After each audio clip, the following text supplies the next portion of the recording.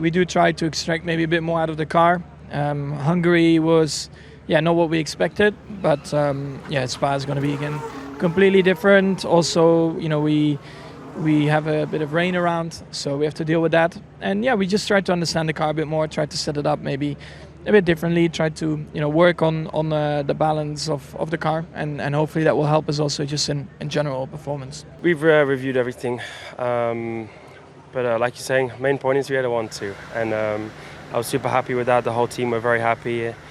Could I have done things probably a little bit differently? Yes, but that's from my side and the team's side to discuss, and that's what we've done. So coming into this weekend to try and repeat it in terms of result. Once we added the new parts, we struggled a little bit more with the bouncing especially, which puts us in an uncomfortable situation where we had to experience a bit more in terms of setup, and we paid the price very quickly in terms of results and points. So that's where we've been struggling in the last few races. Budapest was more of a clean weekend on that side, and that paid off for race pace especially.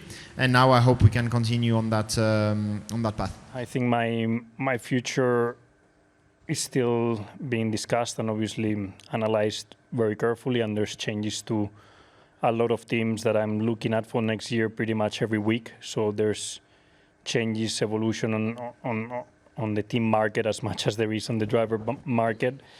And I'm just going to keep giving myself time to take the decision to analyze all these things that keep changing without giving you too many clues.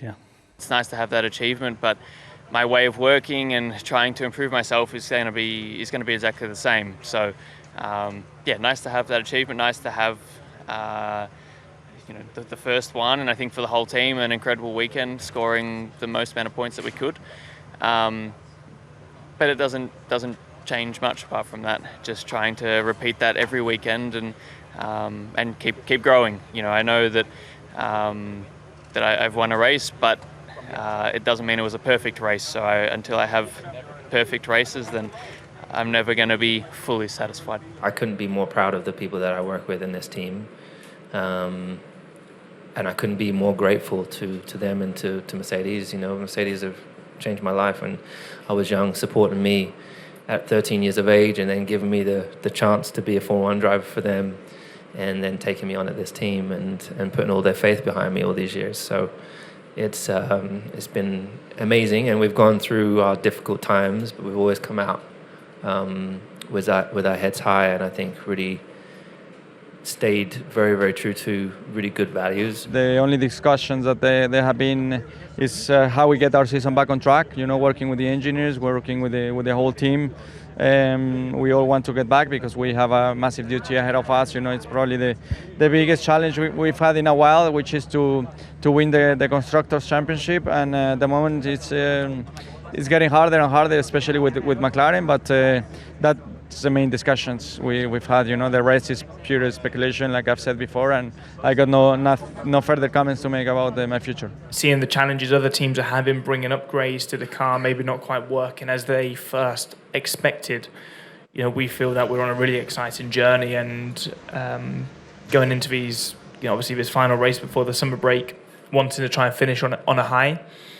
But we know that we're on the right track, and there's a lot of excitement going into the second half of the season. We started quite fast, especially on Saturday in qualifying, and we struggled a little bit on the race. Now I think we are much more stable, let's say, performance between Saturday and Sunday, but we are still a little bit too far from the top 4 teams, so that makes things difficult always when you want to fight for top 5 or podiums and things like that. So we need to improve a little bit more. We need to raise the level, especially on the aero platform. I think there is a little bit more to find out, and everyone is working flat out on that to bring upgrades to the car, and let's see what we can do in the second half. I'm looking forward to it. It's a great track. It's a place I always enjoy coming back to, and we've been quick on the straights this year, so hoping we can have a strong weekend. Vibe is good, vibe is positive. I think everyone is looking forward, to push one final weekend, but then also after that to head into the summer break and into holidays. Car should be a little bit happier here than last weekend in Hungary, where we had a bit of headwind and struggled more than what we expected with the hot temperatures. So yeah, the cards are reshuffled here this weekend, and I look forward to it. Yeah, qualifying. It went quite big than I expected, and I think it shouldn't be probably because it just went outside and probably the bumps create like 100 times more damage than we should have. But in the end, the lap was really good until then.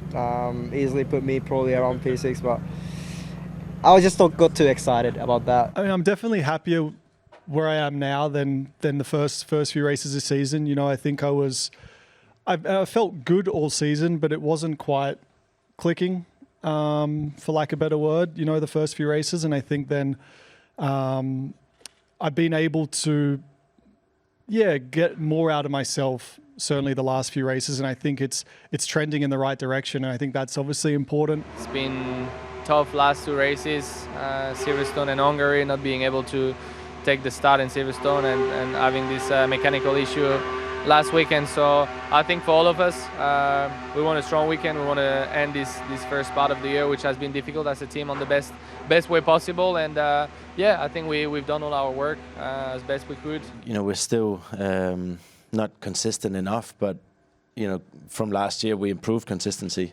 Last year especially in qualifying, we were able to be good, but every time on Sunday it would just fall to pieces. And I think we've changed that situation so that it's actually almost the opposite now. We look better in the race than we do in qualifying often, and you know, certainly on Sunday we're a lot more consistent.